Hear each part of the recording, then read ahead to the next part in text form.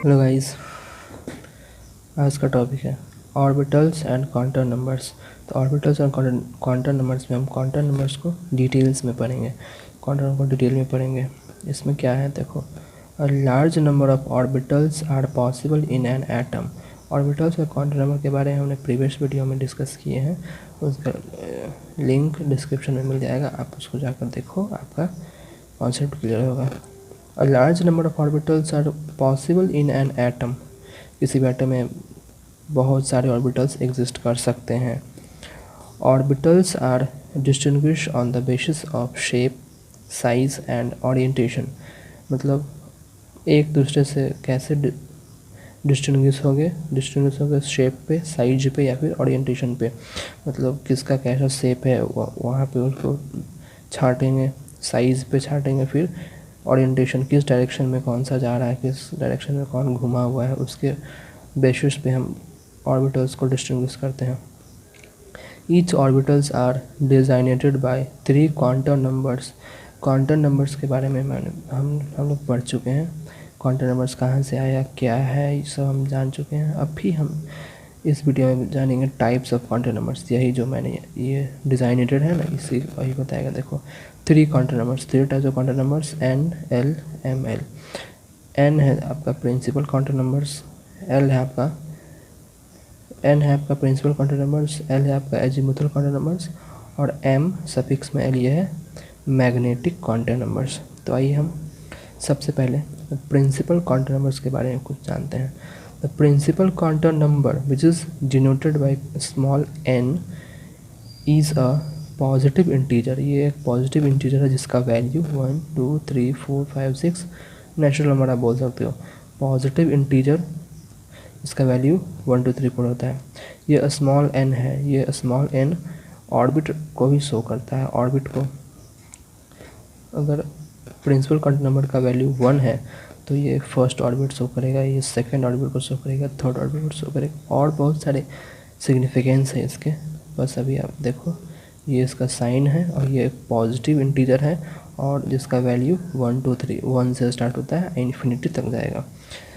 अब what is the significance of principal quantum numbers. अब principal quantum numbers के बारे में जान गए हैं, अब उसका सिग्निफिकेंस बारे में जानते हैं, इसका यूज़ क्या है। Size and to large extent the energy of an orbitals. किसी ऑर्बिटल्स का अगर साइज़ निकालना है तो हम प्रिंसिपल क्वांटम नंबर्स का यूज़ करेंगे। कैसे, वो आप आगे पढ़ेंगे, बस अभी जान लो, सब पढ़ेंगे। हाइड्रोजन्स लाइक स्पेशीज़, हाइड्रोजन्स या फिर हाइड्रोजन लाइक स्पीसीज़ का अगर साइज जानना हो या फिर उसका एनर्जी जानना हो किसी भी ऑर्बिटल्स का, तो हम प्रिंसिपल क्वांटम नंबर का यूज़ करते हैं। आइडेंटिफाइज द सेल, कौन सा सेल है, कौन सा ऑर्बिटल है, ये भी प्रिंसिपल क्वांटम नंबर के थोड़ा हम पता कर लेते हैं। Maximum number of orbitals in an orbit, किसी भी ऑर्बिट में ऑर्बिटल्स की मैक्सिमम नंबर क्या होगी वो भी देखिए, एन स्क्वायर। ये एन क्या है, ये एन प्रिंसिपल क्वांटम नंबर पे है, प्रिंसिपल क्वांटम नंबर है। इसका वैल्यू अगर 1 देंगे तो फर्स्ट ऑर्बिट में ऑर्बिटल्स A1 होगा, अगर 2 देंगे तो सेकेंड ऑर्बिट में ऑर्बिटल्स की संख्या 2 का स्क्वायर 4 होगा। तो आप देख सकते हैं प्रिंसिपल क्वांटम नंबर्स कितना इम्पॉर्टेंट है हमारे लिए, कितना इम्पॉर्टेंट है। हम यहाँ पे इसे यूज़ करके एनर्जी निकाल सकते हैं, इसका साइज़ पता कर सकते हैं, कौन सा सेल है वो पता कर सकते हैं। फिर से मैक्सिमम नंबर ऑफ ऑर्बिटल्स, कौन से ऑर्बिट में कितना ऑर्बिटल्स प्रेजेंट होगा वो पता कर ले सकते हैं। The energy of orbitals increases on increasing, ये एन। अब देखिए यहाँ पे एनर्जी डिफरेंस भी यहाँ पता कर सकते हैं प्रिंसिपल क्वांटम नंबर से। So they are so many significance of principal quantum numbers. So let us move on our significance of principal quantum numbers. Okay, principal quantum number, it is a positive integer, that is 1 2 3 4 5 6 is the value and indicated by small n given by Bohr. Bohr एक बहुत अच्छे scientist थे, है नहीं, scientist थे जिन्होंने atomic structure में अपना बहुत सारा योगदान दिया। एट लास्ट उनका एटॉमिक मॉडल फेल कर गया। लास्टली ये quantum mechanical model of atom जो कि स्क्रॉडिंगर वेव इक्वेशन पे बेस्ड है, वो अभी हम लोग पढ़ रहे हैं। प्रीवियस वीडियो का वही जो क्या बोले थीम है, उसी को एक्सप्लेन करना, उसी को बताना है। तो बोहर इस क्वांटम नंबर जो कि प्रिंसिपल क्वांटम नंबर है उसको दिए हैं। ओके, अब हम significances of principal quantum number के बारे में जानते हैं। मतलब क्वांटम नंबर कहाँ यूज़ होता है, उसको यूज़ करके हम क्या करते हैं, what we can do.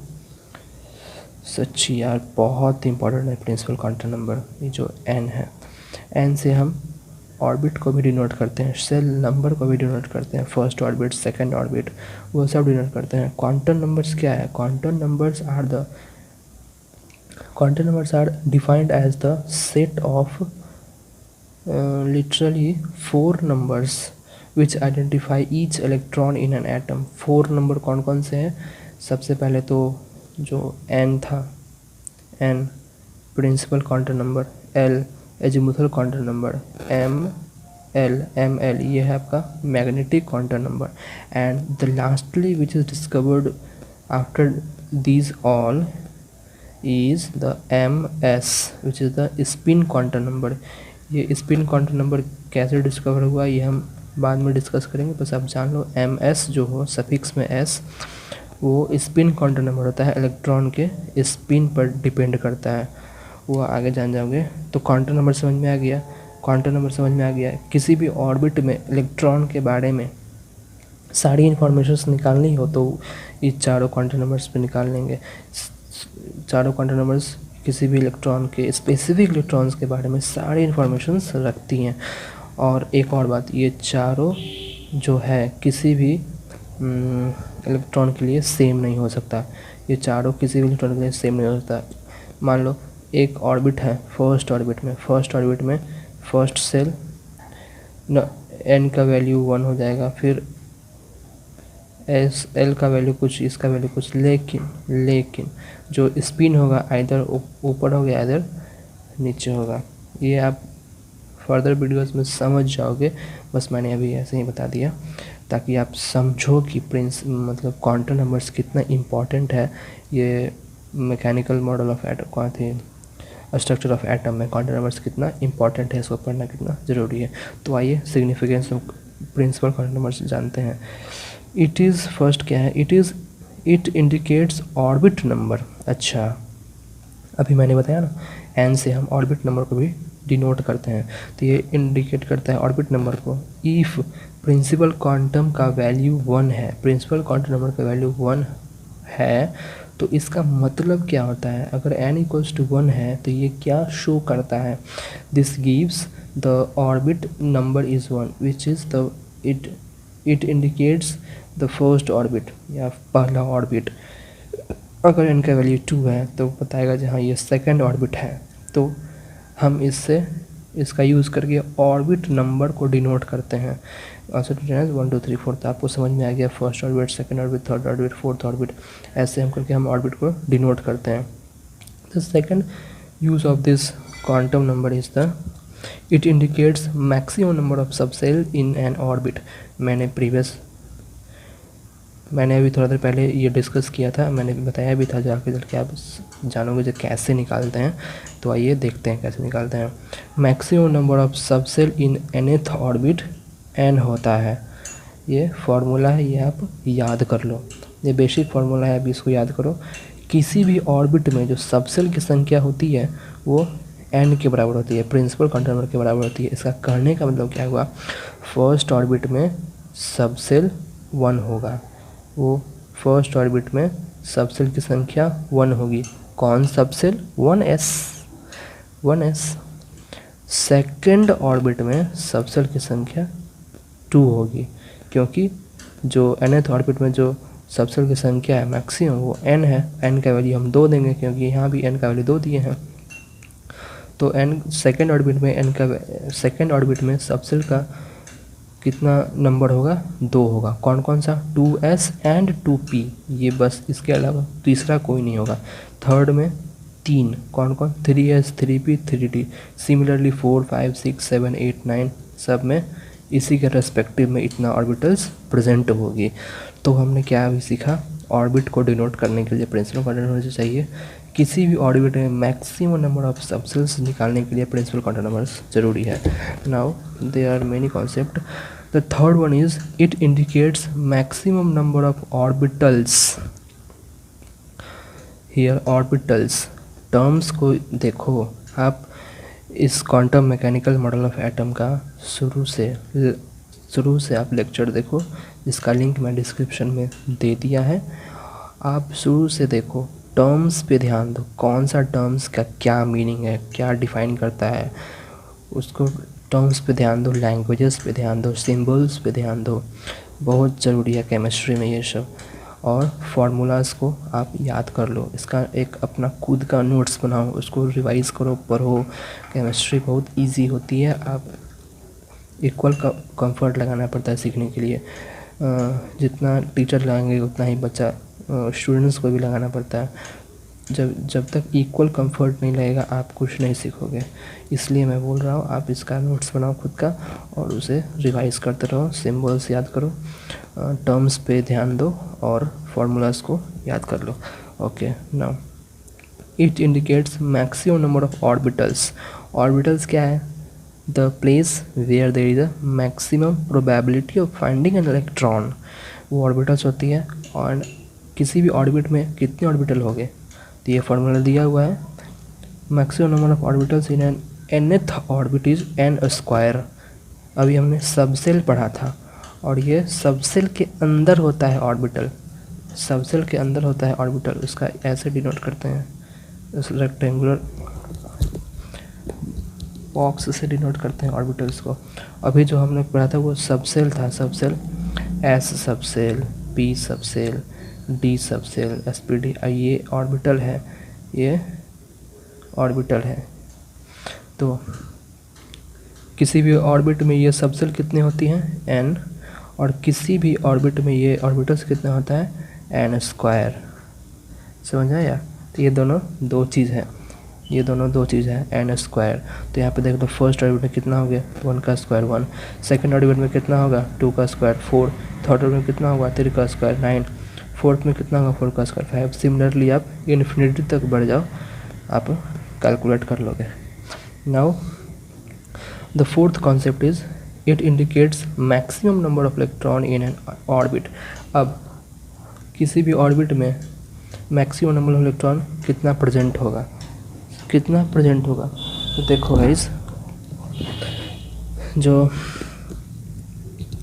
Bohr साहब जो बोले थे एटम में इलेक्ट्रॉन प्रेजेंट होता है, न्यूक्लियस में इलेक्ट्रॉन प्रेजेंट होता है। बेसिकली जो इलेक्ट्रॉन प्रेजेंट होता है ये ऑर्बिटल्स में प्रेजेंट होता है। सबसे पहले ऑर्बिट आया, ऑर्बिट जिसको n से डिनोट करते हैं, ऑर्बिट आया जिसको n से डिनोट किया, फिर इसके अंदर इसको और थोड़ा सा इसका गेट खोलकर इंटर किए अंदर, तो हमें कुछ ऐसा ये दिखा, इसको हम सबसेल बोल दिए और इसको भी हम n से ही डिनोट करना स्टार्ट कर दिए, n से ही कैलकुलेट करना शुरू कर दिया। फिर इसको खोलकर जब अंदर गए तो हमको ये ऑर्बिटल्स मिला और ये इसका कॉम्बिनेशंस अलग अलग था। s में 1 होता है, p में 3 होता है, d में 5 होती है, 5 ऑर्बिटल्स होती हैं, और f में 7 होते हैं। तो देखो ये आप आगे पढ़ोगे, बस आप जान लो। तो ये s मिला, फिर ये ऑर्बिटल्स मिला, जब इसमें इंटर किए तो इसको हम n स्क्वायर से रिप्रेजेंट कर दिए। जो किसी भी ऑर्बिट में maximum number of orbitals n square से कैलकुलेट करेंगे। सिमिलरली अब इसमें इलेक्ट्रॉन प्रेजेंट है तो एक ऑर्बिटल्स में मैक्सिमम 2 ही इलेक्ट्रॉन प्रेजेंट हो सकता है।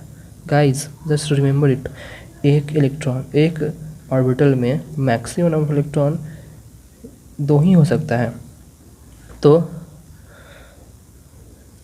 तो यहाँ से हम कैलकुलेट करना स्टार्ट किए। जो साइंटिस्ट थे उन्होंने कैलकुलेशन स्टार्ट किया और एक फार्मूला दे दिया जो किसी भी ऑर्बिट में जो मैक्सिमम नंबर ऑफ इलेक्ट्रॉन होगा वो भी 2n स्क्वायर के बराबर होगा, 2n स्क्वायर के बराबर होगा।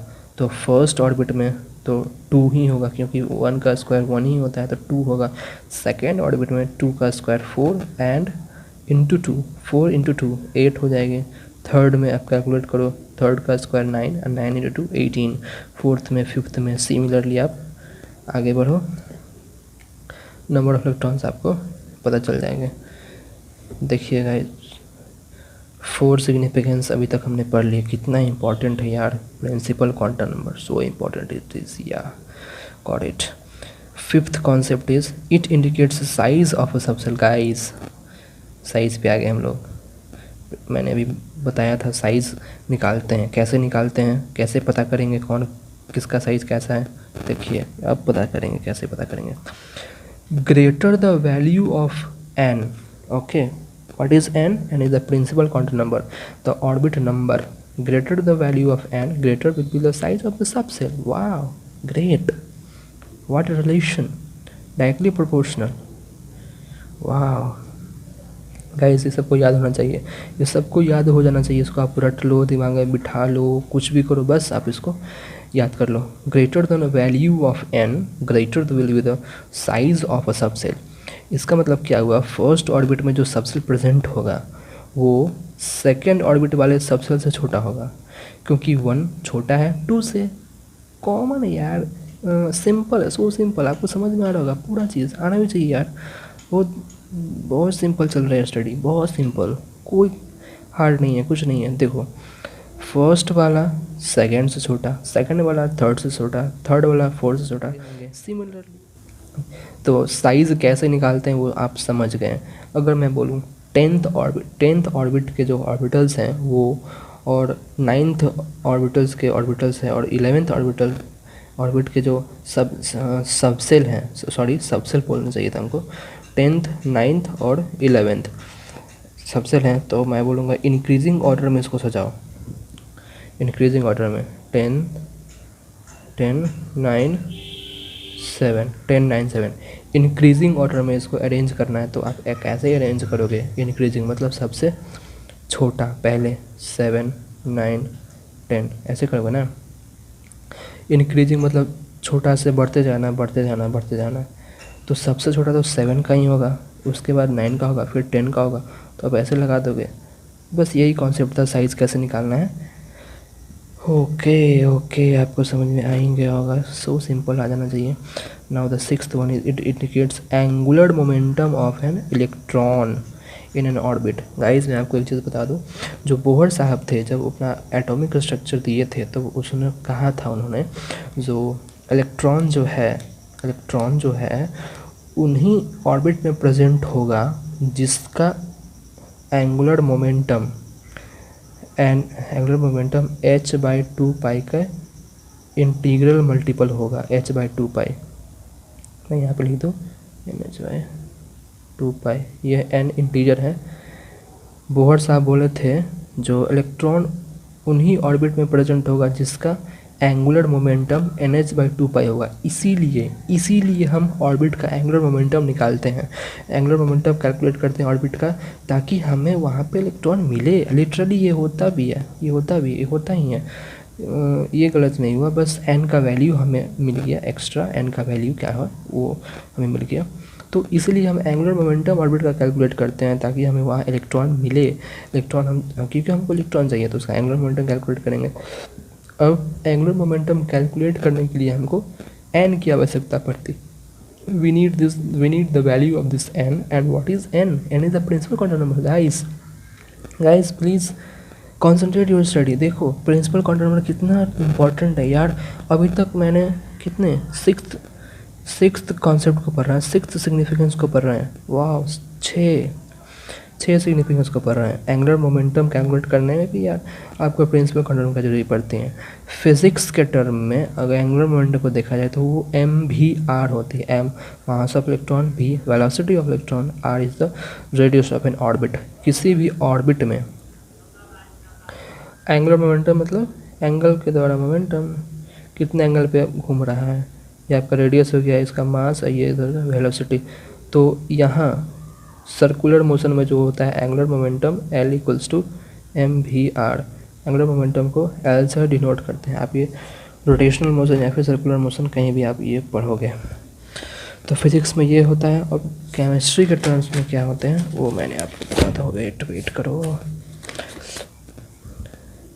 एंगुलर मोमेंटम AM मैंने शॉर्ट में लिख दिया है।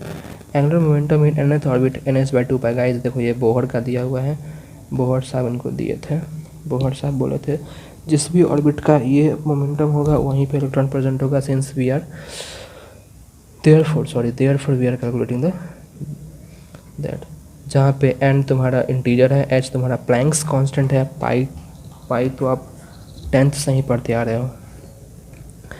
ओके, प्लैंक्स कांस्टेंट ये 6.626 यहाँ पे वैल्यू है। अर्ग पर सेंटीमीटर, अर्ग CGS का यूनिट होता है। आप यूनिट नया मेजरमेंट को पढ़ लोगे।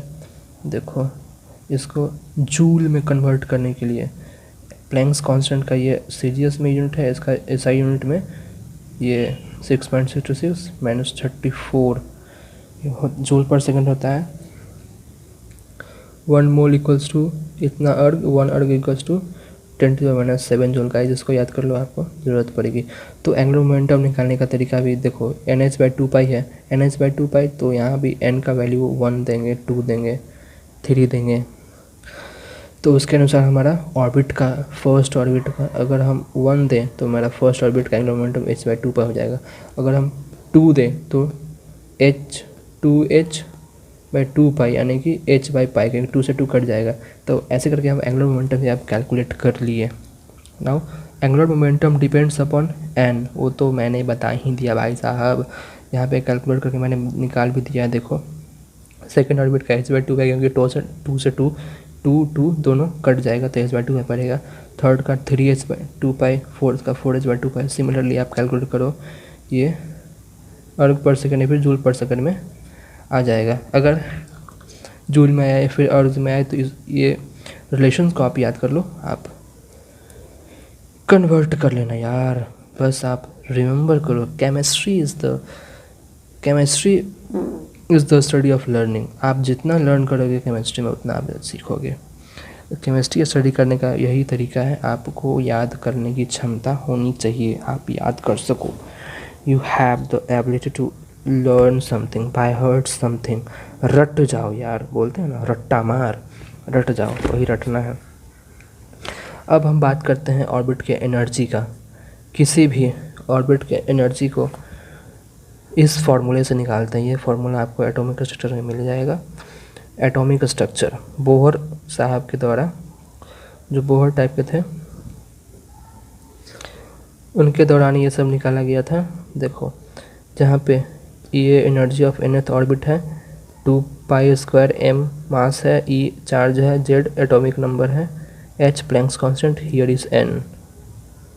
ये सब हमें पता है, ये सब कांस्टेंट हो जाएंगे। मास कांस्टेंट होता है, चार्ज भी कांस्टेंट होता है, ये वेरी करेगा, ये भी कांस्टेंट, ये भी कांस्टेंट है। ये n Z और n पे डिपेंड करता है, Z और n पे। तो देखो यहाँ भी n पे डिपेंड किया, तो ये फार्मूला से हम यहाँ पे अगर n का वैल्यू पुट करेंगे तो हमें मिल जाएगा। तो देखो एनर्जी कैसे रिलेटेड है, यहाँ भी आपको प्रिंसिपल क्वांटम नंबर्स मिल गया। यहाँ पे मैंने कैलकुलेट करके बता दिया है। फर्स्ट ऑर्बिट का बाद ये देखो, ये सारे सिंस कांस्टेंट हैं तो ये सब को एक साथ कैलकुलेट करके यहाँ पर 13.6 वैल्यू उनका ला करके उस सारे कांस्टेंट्स को रिप्लेस कर दिया है। और यहाँ पे Z² बाई n², तो देखो n² डिपेंडेंट है, इन्वर्सली प्रोपोर्शनल है, तो यहाँ पर डिपेंडेंसी आपको दिख रहा होगा guys. Electron volt is the unit of energy, 1 electron volt equals to 1.602 into 10⁻19 joule energy है ये। और एनर्जी ऑफ n² 2.10 एनर्जी, आप ये सब देख लो। देखो ये आगे नेगेटिव साइन लगा हुआ है। नेगेटिव साइन किस बात को डिनोट करता है? नेगेटिव साइन का मतलब absorption of energy, means energy is needed to remove an electron from an orbit. Energy हम सप्लाई करेंगे, उसको गर्म कर दें, कुछ हीट कर दें, तो वो एब्जॉर्प्शन ऑफ एनर्जी होता है। और प्लस का मतलब होगा release with product, energy release with product, जैसे कंबशन, किसी भी चीज़ को आग लगाएं, कोई भी चीज़ को आग लगाएं तो उसमें से एनर्जी रिलीज़ होता है ना, गर्मी आती है ना बाहर से, हाँ, तो वही पॉजिटिव एनर्जी निकलती है वहाँ पे रिलीज ऑफ एनर्जी होता है प्रोडक्ट के साथ। और नेगेटिव मतलब एब्जॉर्प्शन, मैंने उन्हें एनर्जी सप्लाई किया ताकि तब जाकर के उनका रिएक्शन अकर हुआ और हमें जो प्रोडक्ट्स चाहिए थी वो प्रोडक्ट्स हमें मिली। बट अगर पॉजिटिव है means they will give the energy with the product. The eighth significance is that it indicates radius of N orbit in an atom. Atom के रेडियस को भी ये बताता है। कैसे रिलेटेड है देखो, रेडियस किसी भी एटम का इस फार्मूले से कैलकुलेट करते हैं। रेडियस का फार्मूला ये है। तो इस फार्मूले में कौन कौन से टर्म्स यूज़ हैं उनको देखते हैं। ये आपका रेडियस ऑफ nth ऑर्बिट हो गया। n स्क्वायर आपका प्रिंसिपल क्वांटम नंबर है, h स्क्वायर आपका प्लैंक्स कांस्टेंट है, यहाँ पर फोई आपका कांस्टेंट है, पाई स्क्वायर आपका पाई कांस्टेंट है, m मास ऑफ इलेक्ट्रॉन है, एनर्जी ये चार्ज ऑफ इलेक्ट्रॉन है, z आपका एटॉमिक नंबर है। तो h 4 pi square m e ये सारे कांस्टेंट हैं। तो ये सारे कांस्टेंट को कैलकुलेट करके इनका वैल्यू पुट करके इनको रिप्लेस कर देंगे 0.529 से। ओके, 0.529 से रिप्लेस कर देंगे तो क्या बचेगा यहाँ पे n square and Z, n square by Z बच जाएंगे। R n radius of nth orbit, अगर मैं n का वैल्यू 1 दूँ तो इसका मतलब R1 का मतलब फर्स्ट ऑर्बिट का रेडियस, अगर 2 दूँ तो मतलब सेकेंड ऑर्बिट का रेडियस उसी। तो ये आपको समझ में आ गया। आर एन तो यहाँ पे n देंगे, अगर R1 तो यहाँ पे 1 पुट होगा, अगर 2 तो यहाँ पे 2 पुट करेंगे। तो वैसे ही 0.529 उसको राउंड ऑफ करके 0.53 कर दिया गया है और n square by Z square into ये एंगस्ट्रम में था। ऑर्बिट के रेडियस को एंगस्ट्रम में कैलकुलेट करते हैं, बट यहाँ पर 10⁻⁸ सेंटीमीटर किए हैं क्योंकि वो एक एंगस्ट्रम इतना होता है, सेंटीमीटर में होता है, और इसको पिकोमीटर में चेंज कर दिए हैं। ये जो यूनिट्स हैं इसका मैं एक वीडियो बना दूंगा, आप यूनिट्स एंड डायमेंशन में आप उनको देख लेना, आपको सारे यूनिट्स क्लियर हो जाएंगे। तो यहाँ पे देखो यार, रेडियस में भी n आ गया, तो जहाँ जहाँ n आएगा ना, n जहाँ जहाँ होगा वहाँ पे प्रिंसिपल क्वांटम का यूज़ होगा और हमें वहाँ पे n का वैल्यू पुट करके वहाँ पे कैलकुलेट करना होगा। तो देखो इसमें भी रेडियस निकालने में भी हमको प्रिंसिपल क्वांटम का यूज़ होता है। अब बात ये है ये फार्मूला कहाँ से आया, from where it is came. अभी एनर्जी का फार्मूला भी पढ़े हैं, वो सब आया कहाँ से। So let us move on the side from where this formula has arrived. सबसे पहले हमें बोहर एटॉमिक मॉडल्स पढ़ना पड़ेगा। तो बोहर एटॉमिक मॉडल्स क्या कहता है, atom has centre called nucleus. Atom का एक सेंटर जिसको न्यूक्लियस कहते हैं। Electrons revolves only in fixed circular orbits. Electron जो है फिक्स्ड सर्कुलर ऑर्बिट्स में रिवॉल्व करता है, और उस फिक्स्ड सर्कुलर ऑर्बिट्स कौन सा ऑर्बिट है, वही ऑर्बिट है जिसका एंगुलर मोमेंटम h/2π का इंटीग्रल मल्टीपल हो, h/2π का इंटीग्रल मल्टीपल हो। Electrons revolve only in those circular orbits for which the angular momentum is integral multiple of h/2π। यहाँ से मैंने h/2π का फॉर्मूला आ गया। ये रोटेशनल मोशन से हमें ये पता चलता है, रोटेशनल मोशन से हमें ये पता चलता है जो एंगुलर मोमेंटम इक्वल्स टू ये r क्रॉस p मोमेंटम है और ये r m भी r रेडियस है, r क्रॉस p। तो मोमेंटम को हम मास इंटू वेलोसिटी से रखेंगे। मास स्केलर क्वांटिटी होता है, वेलोसिटी वेक्टर क्वांटिटी होता है। तो r क्रॉस एम भी हो गया, since it is a cross product. Cross product का क्या होता है मैग्नीट्यूड, r m भी साइन थीटा। तो साइन थीटा, तो क्रॉस प्रोडक्ट साइन थीटा क्या हो जाएगा, थीटा हो जाएगा आपका 90 डिग्री π/2, 90 डिग्री π/2 साइन 91। तो हमको यहाँ से रोटेशनल मोशन फिजिक्स से हमको कौन सा मिल गया, L = mvr। ये और ये दोनों एंगुलर मोमेंटम ही हैं। अभी मैंने डिस्कस किया था दोनों एंगुलर मोमेंटम हैं, इसलिए mvr = nh/2π। ये फर्स्ट हमको एक रिलेशन मिल गया। क्वांटाइजेशन कंडीशन क्या है, जो h/2π के इंटीग्रल मल्टीपल वाले एंगुलर मोमेंटम जिसका ऑर्बिट जो ऑर्बिट का होगा उसी में इलेक्ट्रॉन रिवॉल्व करेगा, ये बोहर का कहना था। सही बात है भाई, ये इसी में इलेक्ट्रॉन रिवॉल्विंग करता है। ओके, और क्या कहना था?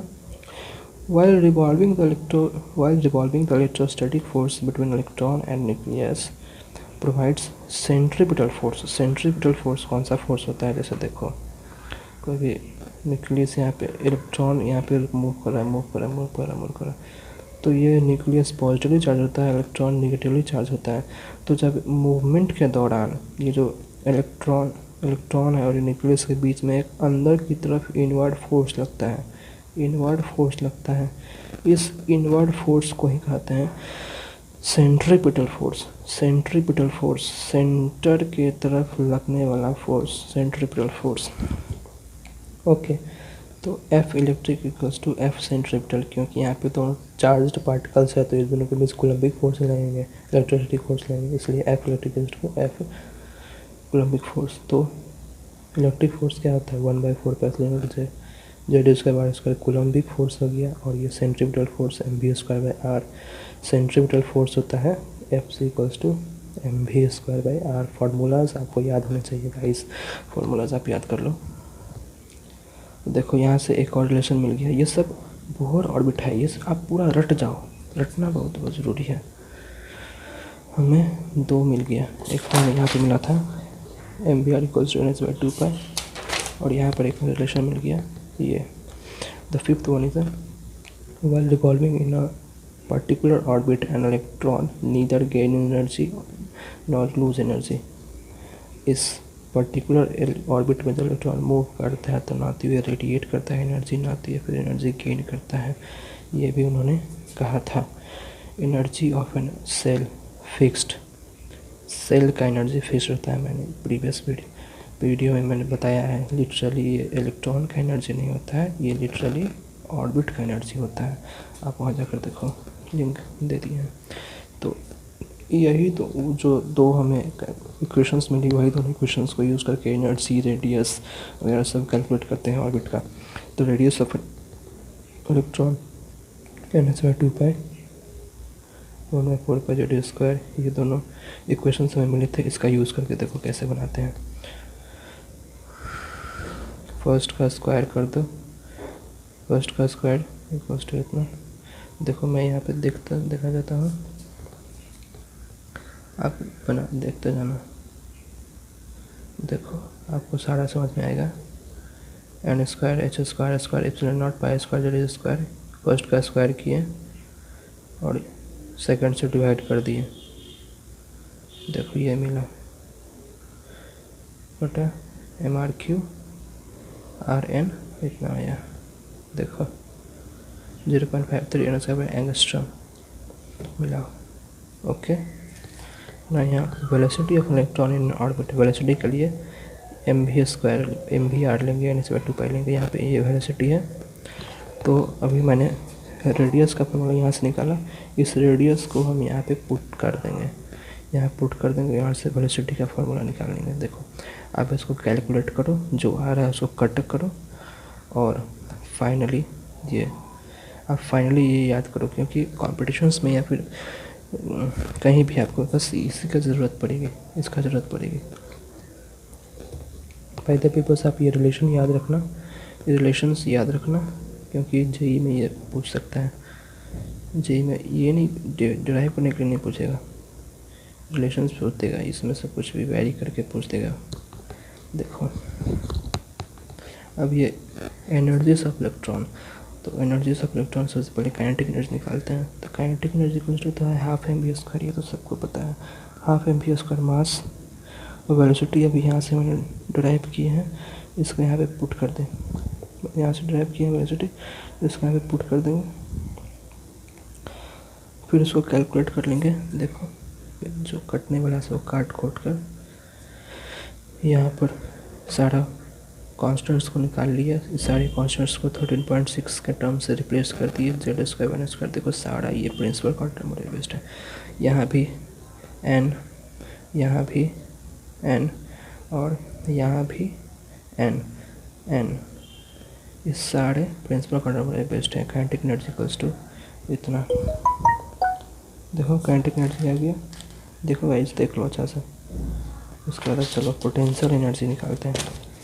Potential energy equals to 1/4πε0 Q1 potential energy इस फॉर्मूला से निकालते हैं। पोटेंशियल एनर्जी देखो ZE² चार्ज ZE² क्यों दिए, क्योंकि इलेक्ट्रॉन और प्रोटॉन दोनों का चार्ज सेम ही होता है, इसलिए ZE² हो गया।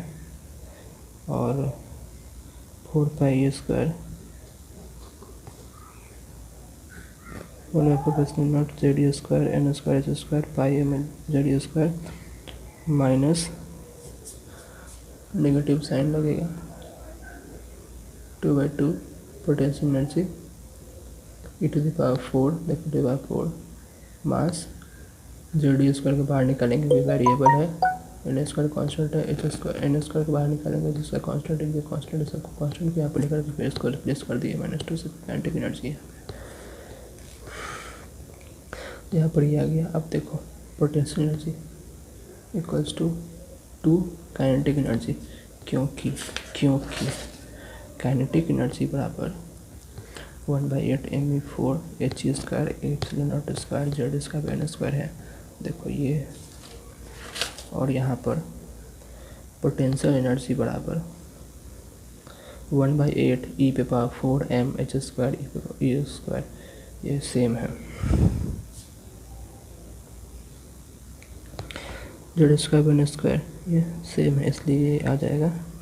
इसके बाद पोटेंशियल एनर्जी इसको रिप्लेस कर दिए 13.6, टोटल एनर्जी दोनों को जोड़ देंगे, दोनों को जोड़ने के बाद हमको कुछ ऐसा एनर्जी का फॉर्मूला आएगा 13.6 लास्ट में फाइनली।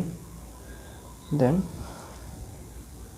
देखो यहाँ भी n आ गया, यहाँ भी प्रिंसिपल क्वांटम नंबर यूज हो रहा है। यहाँ पे total energy in hydrogen atom first orbit में टोटल एनर्जी -13.6, क्योंकि यहाँ भी 1 यहाँ भी 1 हाइड्रोजन एटम के लिए, तो Z तो हमेशा 1 ही रहेगा। तो देख लो यहाँ 1 देंगे तो सेम आ जाएगा, 2 देंगे तो 2 से डिवाइड करके 3.4, फिर 3 से डिवाइड करके इतना। सिमिलरली आप जितने भी ऑर्बिट के लिए निकालोगे फाइनली इन्फिनिटी के लिए ये 0 हो जाएगा। इन्फिनिटी के लिए 0 क्यों होगा, क्योंकि अगर हम नीचे इन्फिनिटी देंगे Z² का वैल्यू तो 1 होगा -13.6, तो Z² का वैल्यू तो 1 होगा, तो -13.6 × 1, ये इन्फिनिटी का जो वैल्यू होता है 1/0 होता है, तो 0 ऊपर चल जाएगा तो ये सारे टर्म्स को 0 कर देगा। Therefore for infinite orbit hydrogen atom का जो इलेक्ट्रॉन का जो एनर्जी होता है वो 0 होता है। इनफाइनाइट ऑर्बिट में जो इलेक्ट्रॉन प्रेजेंट होगा वो उसका एनर्जी 0 होगा। देखो एन एनर्जी गेन्स और lose only, an electron gains और loses only those energy which are equal to difference in 2 energy levels. दो एनर्जी लेवल्स के बीच में जो एनर्जी डिफरेंस होता है इसी को इलेक्ट्रॉन गेन करता है, इधर गेन करता है और लूज करता है। E1 + ΔE E2, तो ΔE निकालने का फॉर्मूला क्या हो गया, ΔE E2 - E1। अगर ये बड़ा है, ये वाला बड़ा एनर्जी होगा तो E2 में से E1 को घटा देंगे तो ये ΔE एनर्जी निकल जाएगा। वही एनर्जी इलेक्ट्रॉन इधर गेन करता है या फिर लूज करता है। ओके, तो बोहर का एटॉमिक मॉडल फेल इसलिए हो गया, क्यों हो गया था, ये भी बोहर का एटॉमिक मॉडल ही फेल हो गया था। बोहर का एटॉमिक मॉडल क्यों फेल हो गया था, क्योंकि वो डुअल बिहेवियर ऑफ मैटर को इग्नोर किए और हेजनबर्ग अनसर्टेनिटी प्रिंसिपल को भी कॉन्ट्राडिक्ट कर दिया था। दैट्स वाई द मॉडल उनका फेल कर दिया guys. Okay, outside in a all black rock, 10 rolled up in a mouth, say they all wanna